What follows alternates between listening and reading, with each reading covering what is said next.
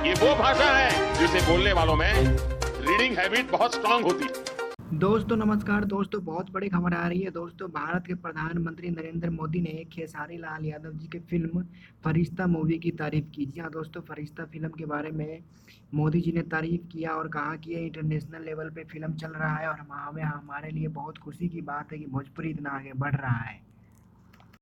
दोस्तों मोदी जी ने इस बात को बहुत गंभीरता से लिया है, इस फिल्म को, फरिश्ता फिल्म को, और कहा है इस फिल्म को देखने से बहुत कुछ सीखने को मिलेगा और हमारे भारत में भोजपुरी इतना आगे बढ़ गया है कि किसी को पता नहीं था। दोस्तों वहीं पे हमारे भोजपुरी के सांसद मनोज तिवारी जी भी तारीफ करते इस फिल्म के बारे में, कहा कि बहुत अच्छी फिल्म है। दूसरी ओर भोजपुरी के सुपरस्टार सांसद रवि किशन ने भी इस फिल्म की तारीफ की और सराहनीय की और कहा कि हमारे खेसारी भाई इतनी बड़े फिल्म लेके आए हैं, उनको बहुत बहुत धन्यवाद हम लोग करते हैं। दोस्तों आप क्या कहना चाहेंगे इस फिल्म के बारे में, प्लीज़ हमें कमेंट करके ज़रूर बताएं। अगर वीडियो अच्छी लगे तो लाइक और सब्सक्राइब जरूर करें। Thank you.